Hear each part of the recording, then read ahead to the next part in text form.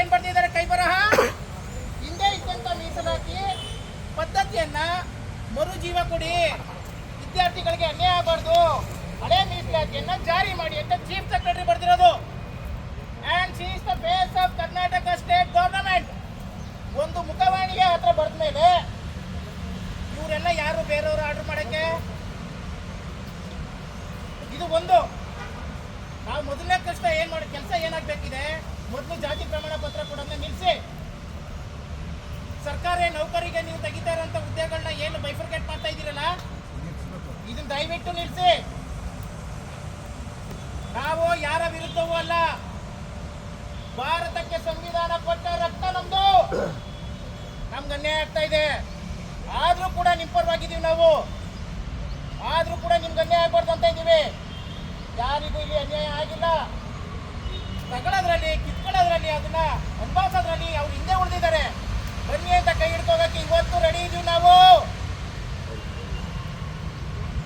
ಆದ್ರೆ ಸರ್ಕಾರದಲ್ಲಿರುವಂತ ಅಧಿಕಾರಿಗಳು ಮುಖ್ಯಮಂತ್ರಿ ಸಮೇತ ಇದನ್ನ ಕೂಡಲೇ ಸ್ಪೆಷಲ್ ಅಧಿವೇಶನ ಏನ್ ಕರೆದಿರಲ್ಲ, ಬಜೆಟ್ ಅಧಿವೇಶನದ ಮುಗಿಯೋದ್ರೊಳಗಡೆ ಇದು ಡಿಸೈಡ್ ಆಗಬೇಕು. ಜಾತಿ ಪ್ರಮಾಣ ಪತ್ರ ಕೊಡೋದು ನಿಲ್ಲಬೇಕು. ಸರ್ಕಾರಿ ನೌಕರಿಗೆ ಹಂಚಿಟ್ಟಿರುವಂತಹ ಪ್ರವರ್ಗ 1, ಪ್ರವರ್ಗ 2 ಹೇಳಿದ್ರಲ್ಲ ನೀವು ಪಟ್ಟಿ, ಎಲ್ಲವೂ ನಿಲ್ಲಬೇಕು. ರಾಜ್ಯಪಾಲರು ಅಂಕಿತ ಆಗಿಲ್ಲ, ರಾಜ್ಯಪಾಲರಿಗೆ ಇಲ್ದಂತೆ ಯಾರಿಗ ಹೋಗ್ಬೇಕು?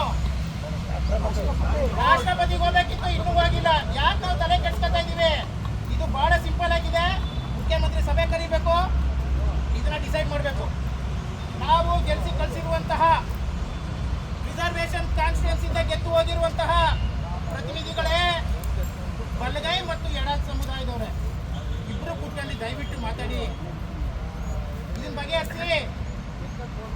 ಇದನ್ನ ಬಗೆಹರಿಸಲಿಲ್ಲ 330 ಆರ್ಟಿಕಲ್ 332 ಆರ್ಟಿಕಲ್ ನಮಗೆ ಬೇಡ. ನಿಮ್ಗೆ ಮೀಸಲಾತಿ ಬೇಡ.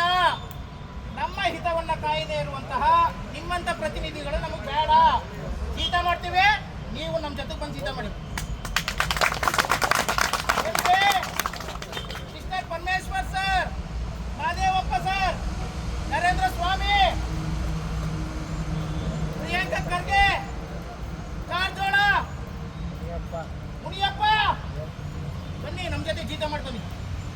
ನಿಮ್ಗೆ ಫಸ್ಟ್ ಈ ಮೀಸಲಾತಿಯನ್ನ ನರೇಂದ್ರ ಮೋದಿ ಅವರು 2019ರಲ್ಲಿ 10 ವರ್ಷ ಎಕ್ಸ್ಟೆನ್ಷನ್ ಕೊಟ್ಟಿದ್ದಾರೆ. ಫೆಬ್ರವರಿ 18ನೇ ತಾರೀಕು 2019 ಇಸ್ವಿಲಿ ಸಂಸತ್ತಲ್ಲಿ ಜಾರಿಯಾಗಿದೆ. 10 ವರ್ಷ ಎಕ್ಸ್ಟೆನ್ಷನ್ ಕೊಟ್ಟಿದ್ದಾರೆ. ಈ 29ಕ್ಕೆ ಬರ್ತಾ ಇದೆ ಮತ್ತೆ ಪೊಲಿಟಿಕಲ್ ರಿಸರ್ವೇಶನ್ ಎಕ್ಸ್ಟೆನ್ಷನ್ಗೆ. ಇದು ನಾವು ತಡಿತೀವಿ, ಇದು ತಡೆದು ನಾವು ತೋರಿಸ್ತೀವಿ ನಿಮ್ಗೆ ಏನು ಅಂತ. ನಮ್ಮನ್ನ ಸಿದ್ಧ ಮಾಡಕ್ ಕೊಡ್ತೀರಾ ನೀವು? ನಮ್ಮನ್ನ ಬಿಸಿಲ ಒಣಗ್ಸಕ್ ಕೊಡ್ತೀವಿ. ಎಷ್ಟು ವರ್ಷ ಬಿಸಿಲ ಒಣಗ್ಬೇಕು ನಾವು? ನೀವು ಬನ್ನಿ, ಸಾಕತ್ತಿದ್ರೆ ನೀವು ಒಣಗ್ರಿ, ನಾವು ಒಣಗ್ತೀವಿ. ಆಮೇಲೆ ಮುಂದಿನ ಹೋರಾಟಗಳು ನೋಡೋದ. ಜೈ ಭೀಮ್, ಜೈ ಭಾರತ್.